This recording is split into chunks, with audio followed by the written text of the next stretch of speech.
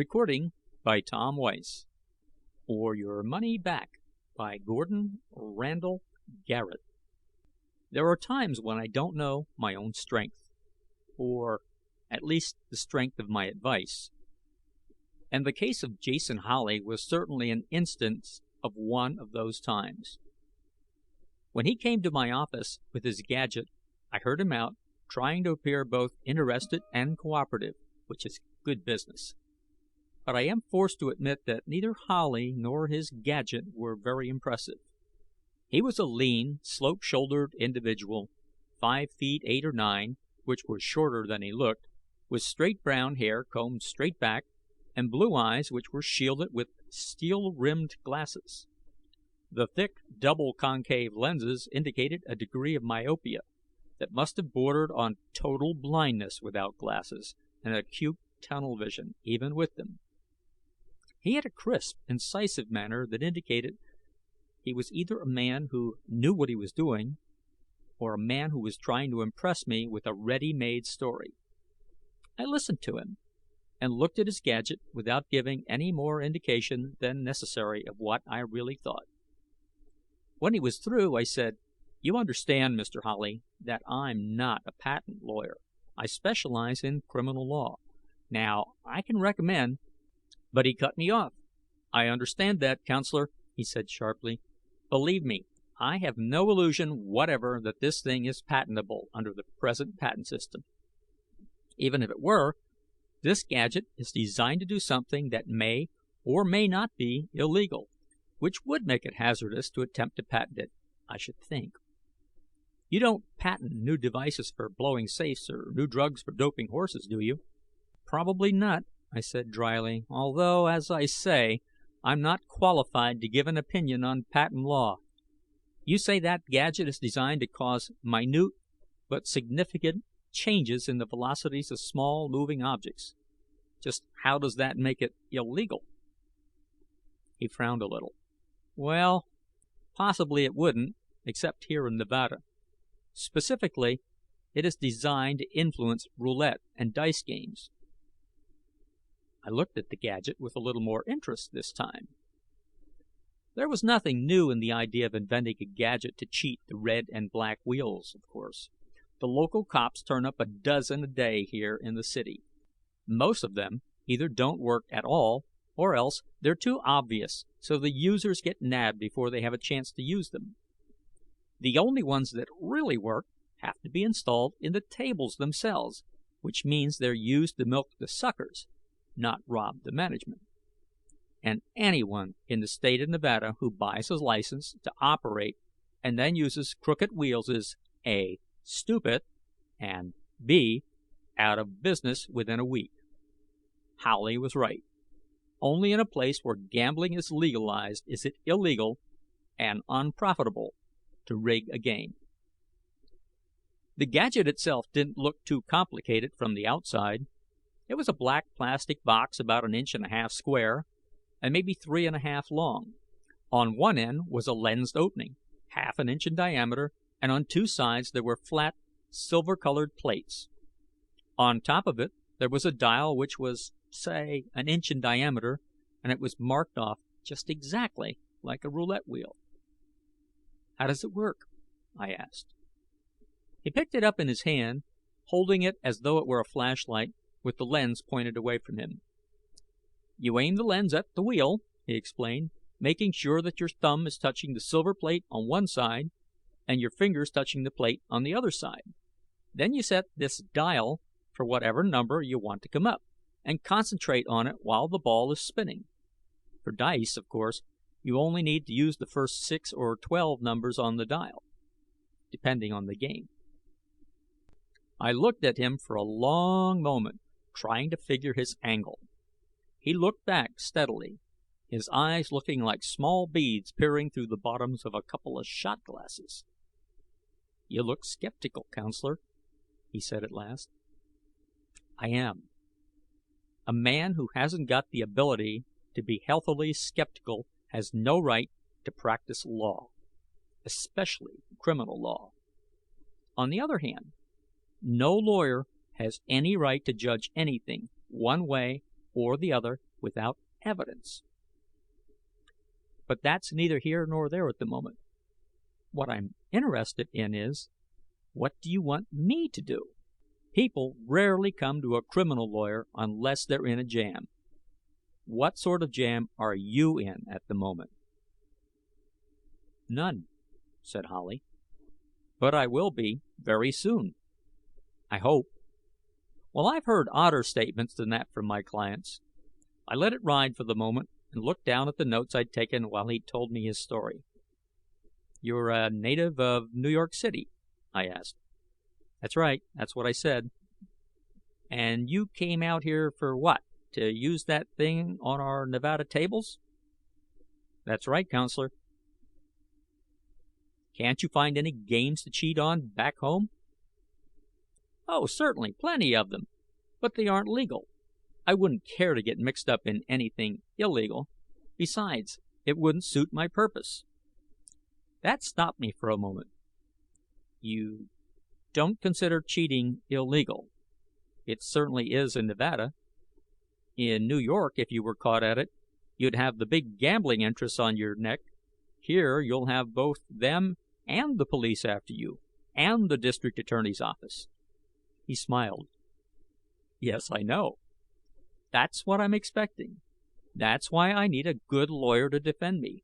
I understand you're the top man in this city. Mr. Holly, I said carefully, as a member of the Bar Association and a practicing attorney in the state of Nevada, I am an officer of the court. If you had been caught cheating and had come to me, I'd be able to help you. But I can't enter into a conspiracy with you to defraud legitimate businessmen, which is exactly what this would be. He blinked at me through those shot-glass spectacles. Counselor, would you refuse to defend a man if you thought he was guilty? I shook my head. No. Legally, a man is not guilty until proven so by a court of law. He has a right to a trial by jury. For me, to refuse to give a man the defense he's legally entitled to, just because I happen to think he was guilty, would be trial by attorney. I'll do the best I can for any client. I'll work for his interests, no matter what my private opinion may be. He looked impressed, so I guessed there must have been a note of conviction in my voice. There should have been, because it was exactly what I've always believed and practiced. That's good, counselor, said Holly. If I can convince you that I have no criminal intent, that I have no intention of defrauding anyone or conspiring with you to do anything illegal, will you help me? I didn't have to think that one over. I simply said, yes. After all, it was still up to me to decide whether he convinced me or not. If he didn't, I could still refuse the case on those grounds. That's fair enough, counselor, he said. Then he started talking. Instead of telling you what Jason Howley said he was going to do, I'll tell you what he did do. They are substantially the same, anyway, and the old bromide about actions speaking louder than words certainly applied in this case. Mind you, I didn't see or hear any of this, but there were plenty of witnesses to testify as to what went on. Their statements are a matter of court record, and Jason Howley's story is substantiated in every respect. He left my office smiling. He'd convinced me that the case was not only going to be worthwhile, but fun. I took it, plus a fat retainer. Howley went up to his hotel room, changed into his expensive evening clothes, and headed out to do the town. I'd suggested several places, but he wanted the biggest and best, the Golden Casino, a big, plush, expensive place that was just inside the city limits. In his pockets, he was carrying less than $200 in cash. Now, nobody with that kind of chicken feed can expect to last long at the Golden Casino, unless they stick to the two-bit, one-armed bandits. But putting money on a roulette table is in a higher bracket by far than feeding a slot machine, even if you get a steady run of lemons. Howley didn't waste any time. He headed for the roulette table right away. He watched the play for about 3 spins of the wheel. Then he took out his gadget, in plain sight of anyone who cared to watch, and set the dial for 13. Then he held it in his hand with thumb and finger touching the plates, and put his hand in his jacket pocket with the lens aimed at the wheel. He stepped up to the table, bought $100 worth of chips, and put 50 on number 13. "No more bets," said the croupier. He spun the wheel and dropped the ball. 13, black, odd, and low, he chanted after a minute. With a practiced hand, he raked in the losers and pushed out Holly's winnings. There was $1,600 sitting on 13 now. Holly didn't touch it. The wheel went around and the little ball clattered around the rim and finally fell into a slot. 13, black, odd, and low, said the croupier. This time, he didn't look as nonchalant. He peered curiously at Holly as he pushed out the chips to make a grand total of $51,200.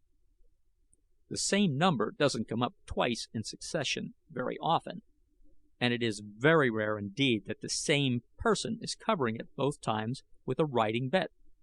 2,000 limit, sir, the croupier said, when it looked as though Holly was going to let the 51 grand just sit there. Holly nodded apologetically and pulled off everything but $2,000 worth of chips. The third time around, the croupier had his eyes directly on Holly as he repeated the chant. 13, black, odd, and low. Everybody else at the table was watching Holly, too. The odds against Holly, or anyone else for that matter, hitting the same number 3 times in a row are just under 40,000 to 1. Holly didn't want to overdo it. He left 2,000 on 13, raked in the rest, and twisted the dial on his gadget over a notch. Everyone at the table gasped as the little ball dropped. "That was a near miss," whispered a woman standing nearby. The croupier said, 14, red, even, and low, and he raked in Holly's $2,000 with a satisfied smile. He had seen runs of luck before. Holly deliberately lost 2 more spins the same way. Nobody who was actually cheating would call too much attention to himself, and Holly wanted it to look as though he were trying to cover up the fact that he had a sure thing. He took the gadget out of his pocket and deliberately set it to the green square marked 00. Then he put it back in his pocket and put $2,000 on the 00. There was more than suspicion in the croupier's eyes when he raked in all the bets on the table except Holly's. It definitely didn't look good to him. A man who had started out with a $50 bet had managed to run it up to $174,200 in 6 plays. Holly looked as innocent as possible under the circumstances, and carefully dropped the dial on his gadget back a few notches. Then he bet another 2,000 on high, an even money bet. Naturally, he won. He twisted the dial back a few more notches and won again on high. Then he left it where it was and won by betting on red. By this time, of course, things were happening. The croupier had long since pressed the alarm button, and 5 men had carefully surrounded Holly. They looked like customers, but they were harder looking than the average, and they were watching Holly, not the wheel. Farther back from the crowd, 3 of the special deputies from the sheriff's office were trying to look inconspicuous in their gray uniforms and white Stetsons and pearl-handled revolvers in black holsters. You can imagine how inconspicuous they looked. Holly decided to do it up brown. He reset his gadget as surreptitiously as possible under the circumstances, and put his money on 13 again. 13, black, odd, and low, said the croupier in a hollow voice. The 5 men in evening dress and the 3 deputies moved in closer. Holly nonchalantly scraped in his winnings, leaving the 2,000 on the 13 spot. There was a combination of hostility and admiration in every eye around the table when the croupier said 13, black, odd, and low for the 5th time in a space of minutes, and every one of those eyes was turned on Jason Howley. The croupier smiled his professional smile. "I'm sorry, ladies and gentlemen. We'll have to discontinue play for a while. The gentleman has broken the bank at this table." He turned the smile on Howley. "Congratulations, sir." Howley smiled back and began stacking up over $300,000 worth of plastic discs. It made quite a pile. One of the deputies stepped up politely. "I'm an officer, sir," he said. "May I help you carry that to the cashier's office?" Howley looked at the gold star and nodded. "Certainly. Thanks." The other 2 deputies stepped up too, and the 3 of them walked Howley toward the cashier's office. Behind them came the 5 men in dinner jackets. "You'll have to step into the office to cash that much, sir," said one of the deputies as he opened the door. Howley walked in as though he hadn't a care in the world. He put his chips on the desk, and the deputies followed suit, while one of the dinner-jacketed men closed the door. Then one of the deputies said, "I believe this gentleman is carrying a gun." He had his own revolver out and had it pointed at Howley's middle. "Carrying a concealed weapon is illegal in this city," he went on. "I'm afraid we'll have to search you." Howley didn't object. He put his hands up high and stood there while his pockets were frisked. "Well, well," said the deputy coolly. "What on earth is this?" It was Howley's gadget, and the dial still pointed to 13, black, odd, and low. The next morning, I went down to the jail in response to a phone call from Howley. The special deputies had turned him over to the city police, and he was being held under suspicion of fraud. I knew we could beat that down to an attempt to defraud, but the object was to get Howley off scot-free. After Howley told me the whole story, I got busy pushing the case through. As long as he was simply being held on suspicion, I couldn't get him out on bail, so I wanted to force the district attorney or the police to prefer charges. Meanwhile, I made sure that Howley's gadget had been impounded as evidence. I didn't want anyone fiddling with it before the case went to court, except, of course, the DA and his men. There wasn't much I could do to keep it out of their hands. After throwing as much weight around as I could, including filing a petition for a writ of habeas corpus with Judge Grannis, I went over to Howley's hotel with the signed power of attorney that Howley had given me, and I got a small envelope out of the hotel safe. It contained a baggage check. I went over to the bus depot, turned over the check to the baggage department, and went back to my office with a small suitcase. I locked myself in and opened the case. Sure enough, it contained 3 dozen of the little gadgets. There I sat down to wait. By noon, Judge Grannis had issued the writ of habeas corpus, and rather than release Jason Howley, the police had booked him, and District Attorney Thursby was getting the case ready for the grand jury.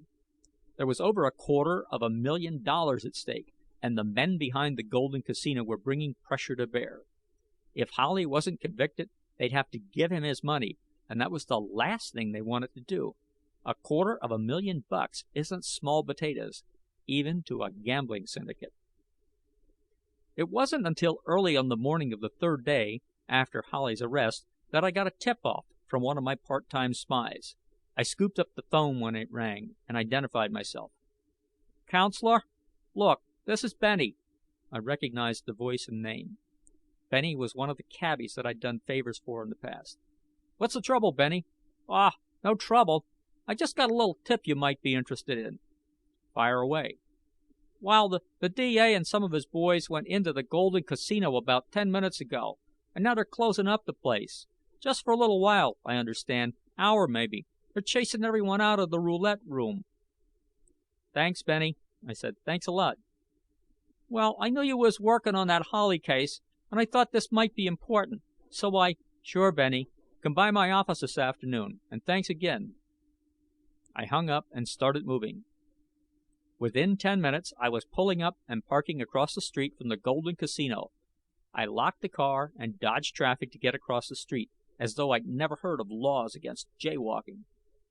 There were still plenty of people in the casino. The bar was full, and the dice and card games were going full blast. Slot machines were jingling out their infernal din while fools fed coins into their insatiable innards.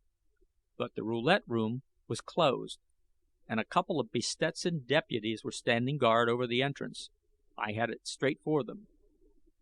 Both of them stood pat, blocking my way, so I stopped a few feet in front of them. "Hello, counselor," said one.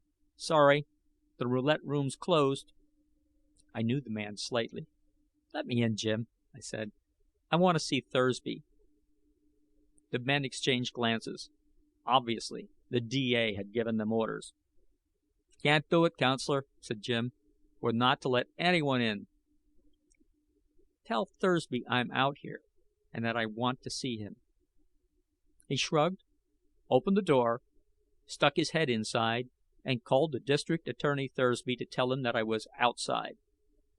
I could hear Thursby's muffled "damn" from within. But when he showed up at the door, his face was all smiles. "What's the trouble?" he asked pleasantly. I smiled back, giving him my best. "No trouble at all, Thursby. I just wanted to watch the experiment." "Experiment?" He looked honestly surprised, which was a fine piece of acting. "We're just checking to see if the table's wired, that's all. If it is, your client may be in the clear. Maybe we can hang it on the croupier." "And get a conspiracy charge on my client, too, eh?" "Well, if you don't mind, I'd like to watch that table check myself. You know how it is." Thursby hesitated. Then he scowled. "Oh, all right. Come on in, but stay out of the way." I grinned. "Sure. All I want to do is protect my client's interests." Thursby just grunted and opened the door wider to let me in. He was a shrewd lawyer, a good DA, and basically honest, even if he did have a tendency to bend under pressure from higher up. They were checking the table all right. They had 3 specialists going over it with everything from fine-tooth combs to Geiger counters. They found nothing. No magnets, no wires, no mechanical gimmicks. Nothing. It took them an hour to take that table apart, check it, and put it back together again. When it was all over, Thursby glanced at me, then said, "Okay, boys, that does it. Let's go." The men looked at him oddly, and I knew why. "Aren't you going to test my client's gadget?" I asked innocently. Thursby looked angrily baffled for a moment. Then he clamped his lips grimly. "As long as we're here, I guess we might as well." I knew perfectly well it was what he had intended to do all along.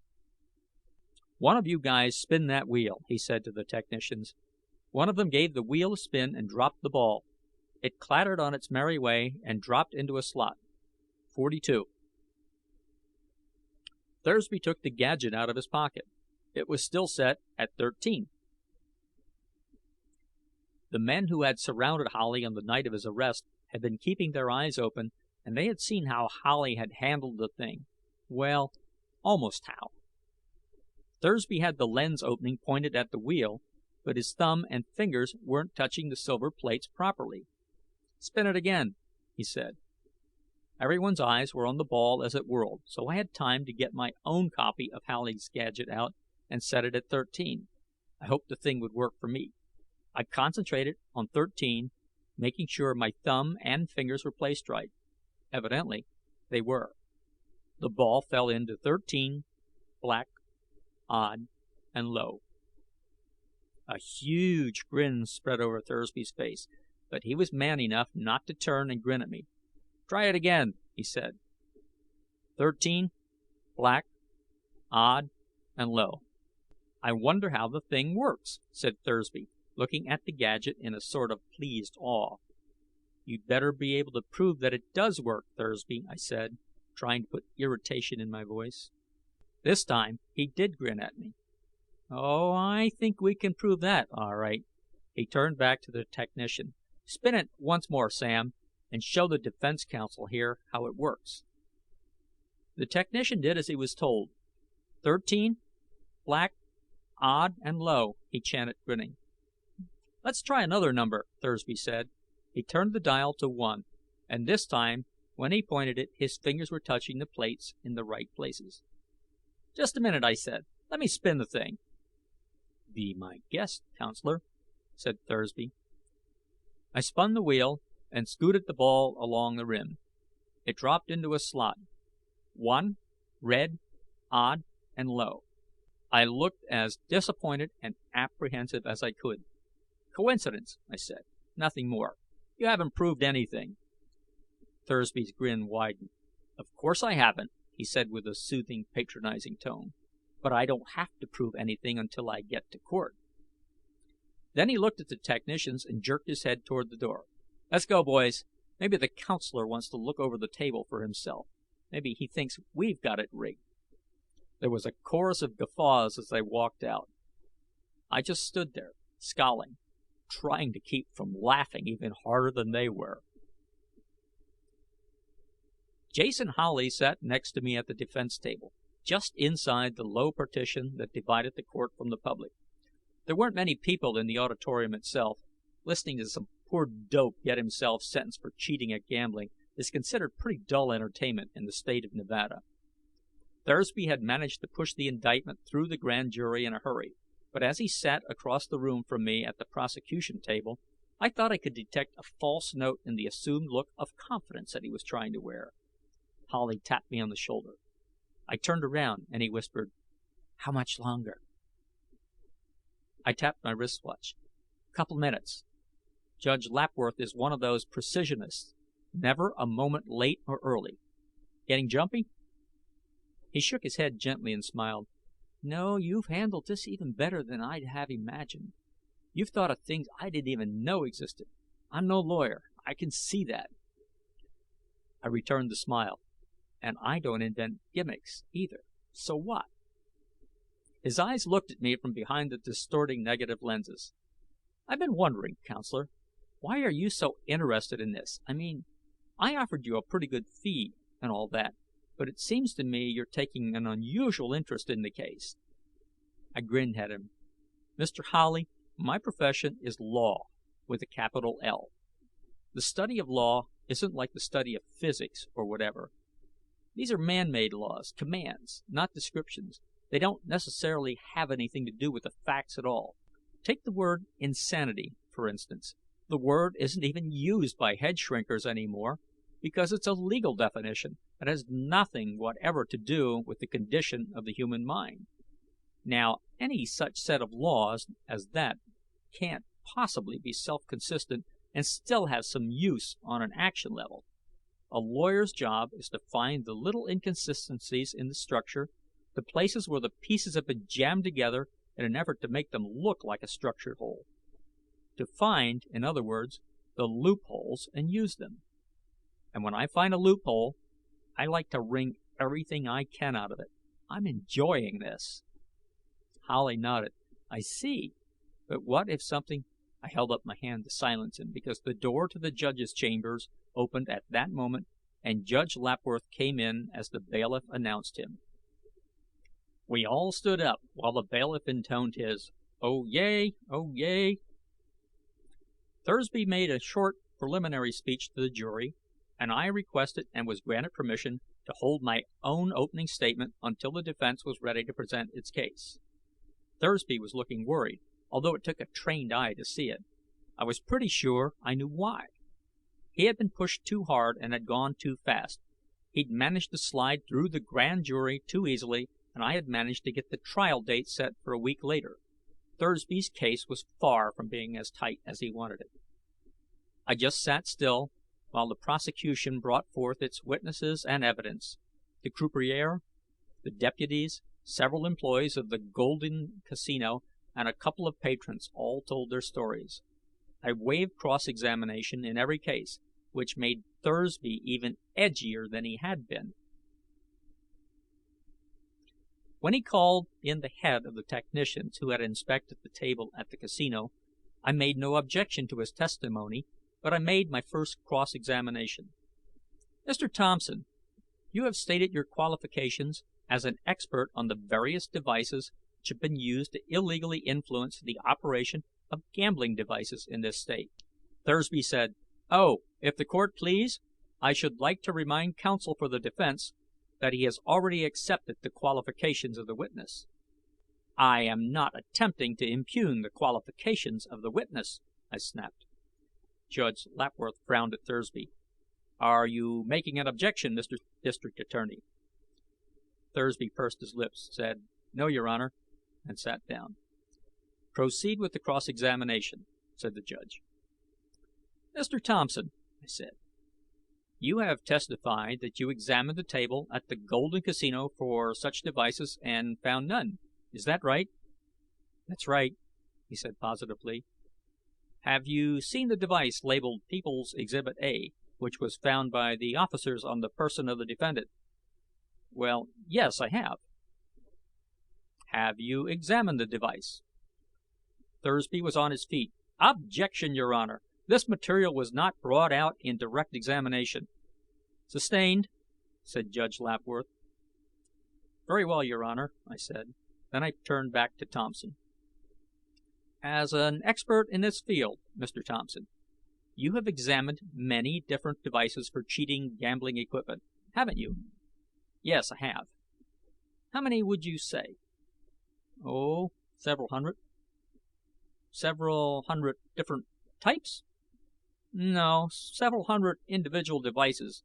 Most of them are just variations of 2 or 3 basic types." "And you are familiar with the function of these basic types and their variations?" "I am." "You know exactly how all of them work, then?" He saw where I was heading. "Most of them," he hedged. Thursby saw where I was heading too, and was sweating. I'd managed to get around his objection. "Have you ever examined any which you could not understand?" I don't quite know what you mean." "Have you ever," I said firmly, "come across a device used in cheating which you could not comprehend or explain the operation of?" Thursby stood up. "Same objection as before, Your Honor." "Your Honor," I said, "I am merely trying to find the limitations of the witness' knowledge. I am not trying to refute his acknowledged ability." "Overruled," said Judge Lapworth. "The witness will answer the question." I repeated the question. "Yes," said Thompson in a low voice. "More than once?" "Only once." "Only once. You did find one device which didn't operate in any fashion you can explain. Is that right?" "That's right." "Can you tell me what this device was?" Thompson took a deep breath. "It was People's Exhibit A, the device taken from the defendant at the time of his arrest." There was a buzz in the courtroom. "No more questions," I said, turning away. Then, before Thompson could leave the stand, I turned back to him. "Oh, just one moment, Mr. Thompson. Did you examine this device carefully? Did you take it apart?" "I opened it and looked at it." "You just looked at it? You didn't subject it to any tests?" Thompson took a deep breath. "No." "Why not?" "There wasn't anything inside it to test." This time, there was more than just a buzz around the courtroom. Judge Lapworth rapped for order. When the room was quiet, I said, "The box was empty, then?" "Well, no, not exactly empty. It had some stuff in it." I turned to the judge. "If the court please, I would like to have the so-called device, Exhibit A, opened so that members of the jury may see for themselves what it contains." Judge Lapworth said, "The court would like very much to see the internal workings of this device, too. Bailiff, if you will, please." The bailiff handed him the gadget from the exhibit table. How does it open?" asked the judge. He turned to Thompson. "Will the witness please open the box?" Reluctantly, Thompson thumbed the catch and slid off the top. The judge took it from him, looked inside, and stared for a long moment. I had already seen the insides. It was painted white, and there were ink lines running all over the inside, and various pictures: a ball, a pair of dice, a roulette wheel, and some other symbols that I didn't pretend to understand. Otherwise, the box was empty. After a moment, Judge Lapworth looked up from the box and stared at Thursby. Then he looked at Thompson. "Just what test did you perform on this thing, Mr. Thompson?" "Well, Your Honor," Thompson said, visibly nervous, "I checked it for all kinds of radiation and magnetism. There isn't anything like that coming from it. But," he added lamely, "there wasn't much else to test. Not without damaging the box." "I see." His Honor glared at Thursby, but didn't say anything to him.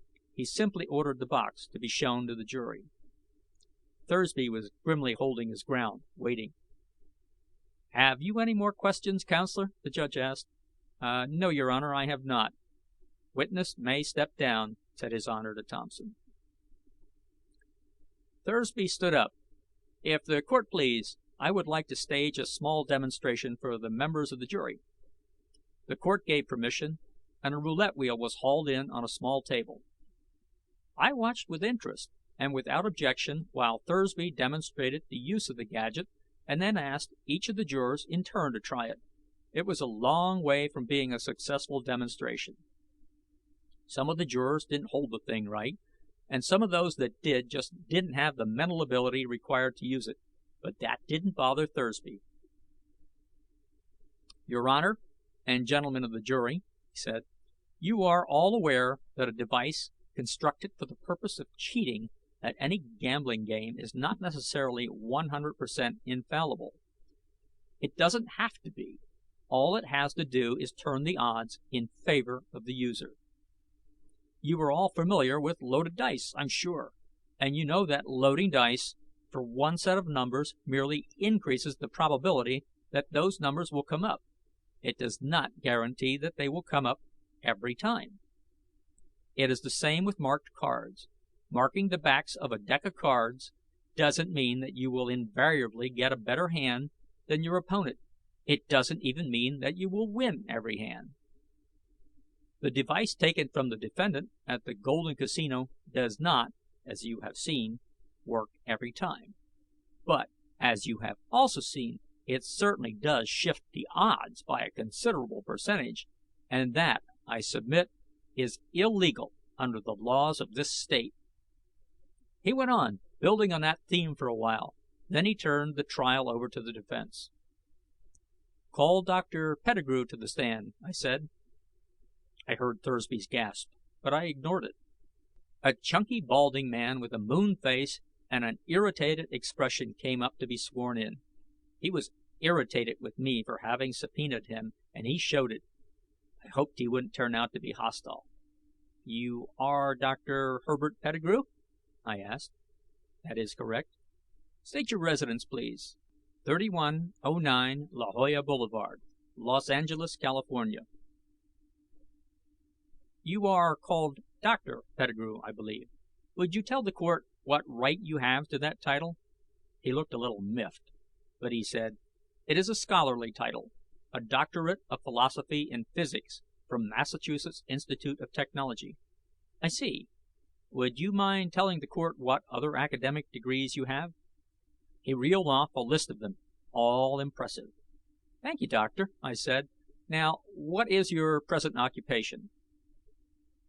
"I am a professor of physics at the University of California in Los Angeles." I went on questioning him to establish his ability in his field, and by the time I was finished, the jury was pretty well impressed with his status in the scientific brotherhood, and not once did Thursby object. Then I said, "Dr. Pettigrew, I believe you came to this city on a professional matter." "Yes, I did. He didn't hesitate to answer, so I figured I hadn't got his goat too much. And what was the nature of that matter? I was asked to come here by Mr. Harold Thursby, the district attorney, to perform some scientific tests on the device known as People's Exhibit A. Did you perform these tests? I did. At the request of District Attorney Thursby, is that right? That is correct. May I ask why Mr. Thursby did not call you as a witness for the prosecution? Thursby, as I had expected, was on his feet. Objection! The question calls for a conclusion of the witness. Sustained, said Judge Lapworth. Dr. Pettigrew, I said, what were your findings in reference to Exhibit A? He shrugged. The thing is a plastic box, with a dial set in one side, a plastic lens in one end, and a couple of strips of silver along two other sides. Inside, there are a lot of markings in black ink on white paint. He gestured toward the exhibit table. Just what you've seen. That's all there is to it. What sorts of tests did you perform to determine this, Dr. Pettigrew? I asked. He took a long time answering that one. He had x-rayed the thing thoroughly, tested it with apparatus I'd never heard of, taken scrapings from all over it for microchemical analysis, and even tried it himself on a roulette wheel. He hadn't been able to make it work. And what is your conclusion from these findings? I asked.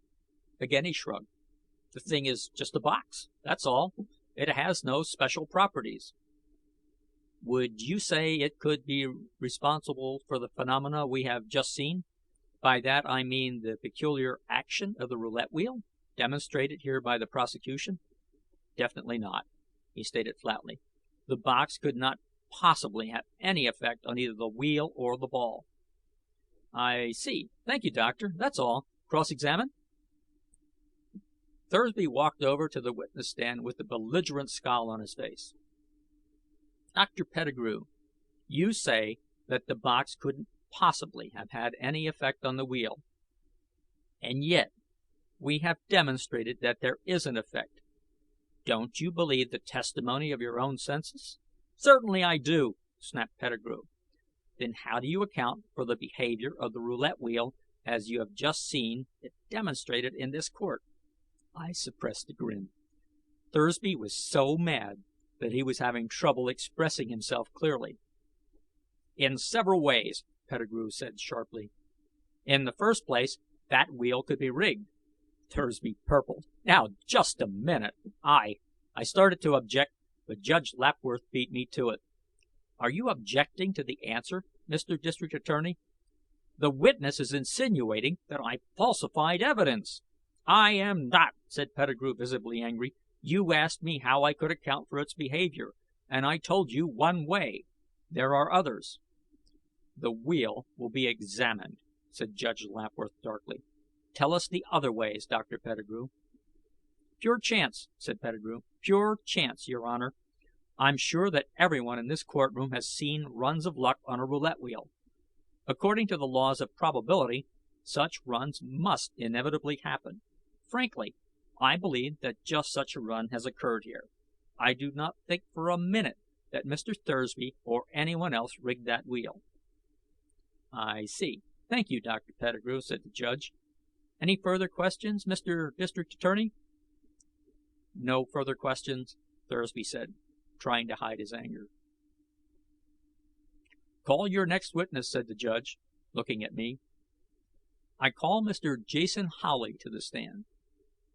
Howley sat down and was sworn in. I went through the preliminaries, then asked, Mr. Howley, you have seen People's Exhibit A? I have. To whom does it belong?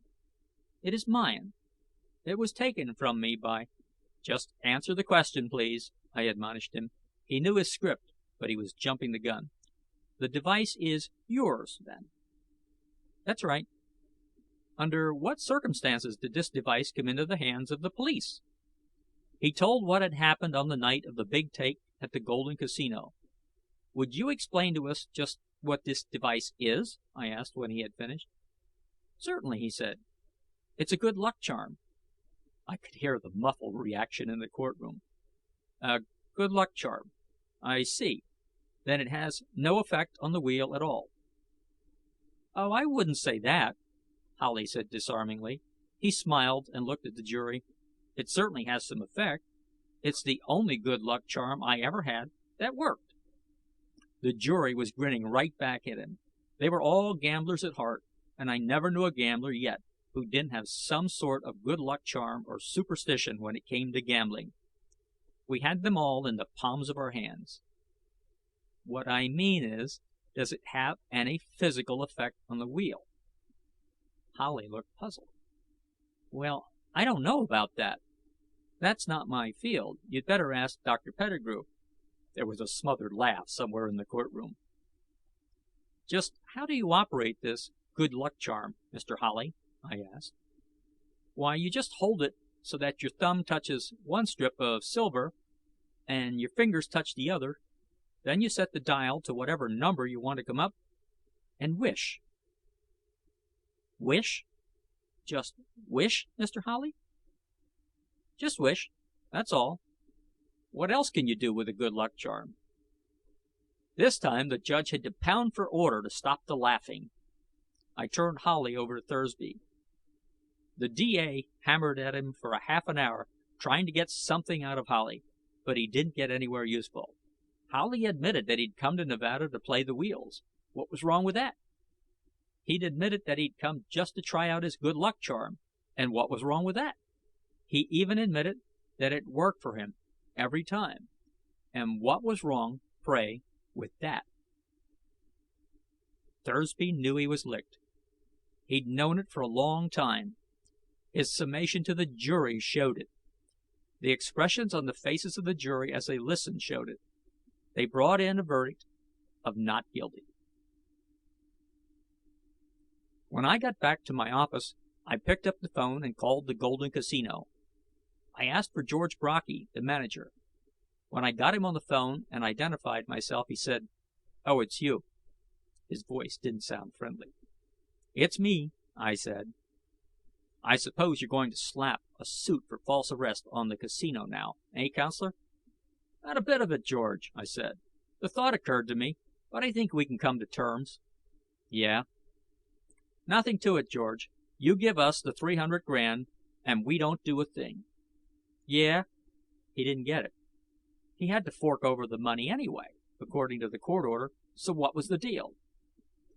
"If you want to go a little further, I'll tell you what we'll do. We'll give you one of our little good luck charms if you'll promise to call your boys off Holly." "Nobody's on Holly," he said. "You ought to know better than that. In this state, if we get whipped in court, we play it square. Did you think we were going to get rough?" "No, but you kind of figured on lifting that gadget as soon as he gets it back from the DA, didn't you? I saw your boys waiting at his hotel. I'm just telling you that you don't have to do that. We'll give you the gadget. There are plenty more where that came from." "I see," Brocky said after a long pause. "Okay, Counselor. It's a deal. Fine. We'll pick up the money later this evening if that's okay." "Sure, Counselor. Anytime. Anytime at all." He hung up. I grinned at Holly, who was sitting across the desk from me. "Well, that winds it up." "I don't get it," Holly said. "Why'd you call up Brocky? What was the purpose of that deal?" "No deal," I told him. "I was just warning him that killing you and taking the gadget wouldn't do any good. That we've covered you. He won't bother having anything done to you if he knows that the secret of the gadget is out already." Holly's eyes widened behind those spectacles of his. "You mean they'd kill me? I thought Nevada gamblers were honest."